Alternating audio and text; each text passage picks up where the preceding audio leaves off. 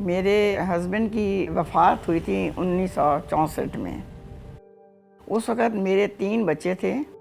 मेरे शौहर आर्मी में एक ऑफ़िसर थे। मेरी दुनिया में वाहिद अगर समझे तो मेरी एक मलकियत वो ही थी। तो मुझे तो समझ में ये नहीं आया कि अब मेरा होगा क्या। मेरे दिल में ये तकलीफ़ थी कि हम कहाँ जाएंगे, कहाँ रहेंगे, कैसे पैसे आएंगे, कैसे पढ़ेंगे।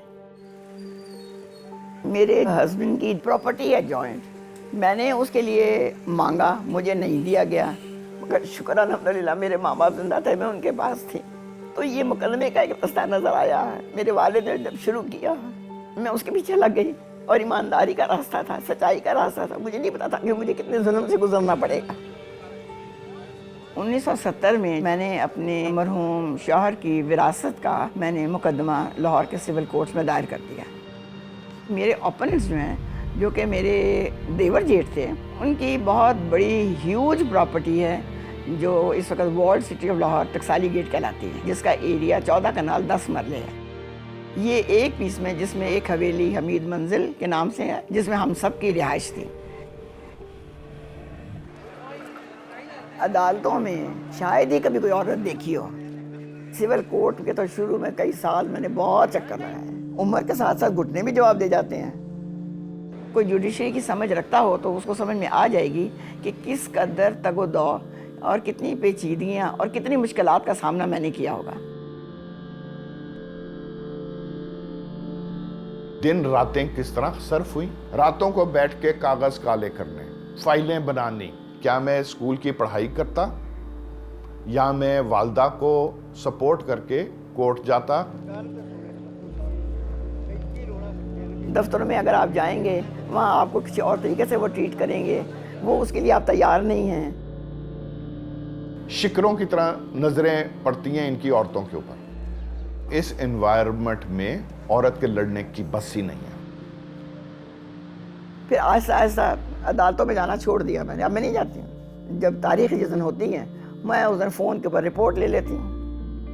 लोकल कमिश्नर की एक रिपोर्ट बनाई गई सेशन कोर्ट में, जिसमें सब मेरा हिसाब किताब हुआ कि मेरे क्या मिलेगा क्या नहीं मिलेगा। उसके बाद फिर हाई कोर्ट ने भी उसको ओके किया। फिर हाई कोर्ट में 2-2.5 साल चलता रहा। जज नहीं है, वकील नहीं है, लेट कर रहे हैं। फिर सुप्रीम कोर्ट में जाके 3 जजेस के बेंच ने 2002 में ये डिग्री पास की मेरी।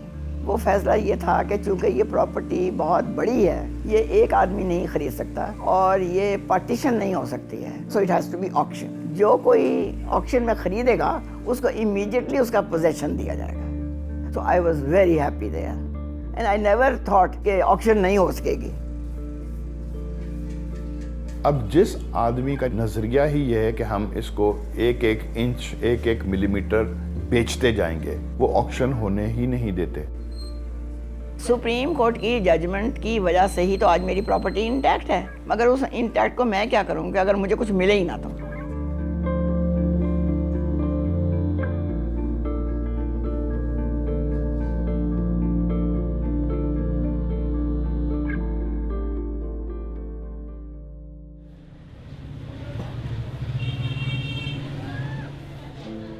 तुमने बंद किया ये? अंदर इजाजत नहीं है। हाँ, मुझे पहले बताओ तुम्हारा नाम क्या है? नाम सही बताना मुझे, अपना गलत ना बताना, क्योंकि मैं मालिक हूँ। ये डॉक्टर साहब की भाई की बीवी है, लेकिन ये तो उसके साथ केस चल रहा है। अभी तक अभी मतलब डॉक्टर साहब को जानते हैं, इसको तो नहीं जानते। इजाजत सबको मिलेगी। वो करे ज्यादा कोई भी वो ही नहीं आते हैं इधर, ये तो कम आते थे ना। मैंने उसको फिर मैसेज कर दिया, मगर उसको शायद पहुंचा नहीं है या उसने उठाया नहीं। फिर मैंने इसको ऑर्डरी मोबाइल पे फ़ोन किया। मोबाइल पे जब मैंने फ़ोन किया तो वो उठा नहीं रहा मेरा।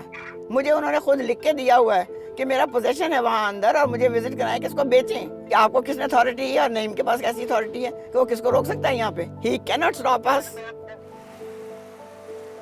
Institutions they are not working. Laws में कोई कमी नहीं है, वो पूरी गुंजाइश देते हैं दोनों पार्टीज को कि आप अपना मौक़िफ़ बयान करें, मगर मौक़िफ़ बयान करते करते अगर इंस्टीट्यूशंस अगर वो कोलैप्स हो गए हैं तो फिर यही नतीजा होगा जो मेरा हो रहा है।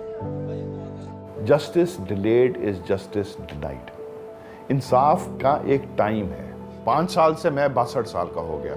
वालदा मेरी 30-32 साल की थी उस वक्त, 90 साल की हो गई। बहन मेरी 67 इयर्स की हो गई, एक बहन फौत हो गई। इस निज़ाम में कितनी और मौतें होंगी कि लोगों को उनका हक मिले? मैं एक सवाल पूछता हूँ। मैं समझती हूँ कि अपनी राइट्स की अवेकनिंग के लिए भी औरतों को या लड़कों को, मर्दों को बताया जाए, ताकि वो बच्चे अपनी माँओं को, अपनी बहनों को, अपनी बेटियों को इस तरह से तड़पता ना देखें। और कुछ औरतों में भी हिम्मत आए कि अगर मैं एक नमूना हूँ उनके लिए, तो मुझे ही देख के कम से कम कुछ हिम्मत करें। मैंने तो फाइट अभी तक छोड़ी नहीं है, जो कि मुझे सब कहते हैं कि अब छोड़ दो, कुछ भी नहीं होगा, मगर मैं तो ये सोचूं कि जब तक मैं मरती नहीं हूँ मैं नहीं छोड़ूंगी।